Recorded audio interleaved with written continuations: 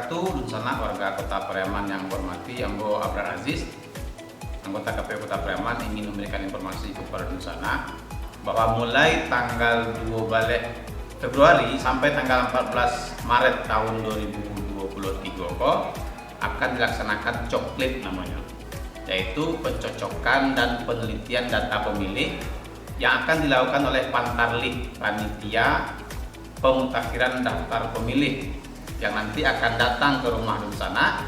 Jadi tolong disediakan KTP dan KK supaya Pantarlih kami bisa memastikan Dunsana sadonyo terdaftar sebagai pemilih pada pemilu tahun 2024. Demikian, terima kasih. Assalamualaikum warahmatullahi wabarakatuh.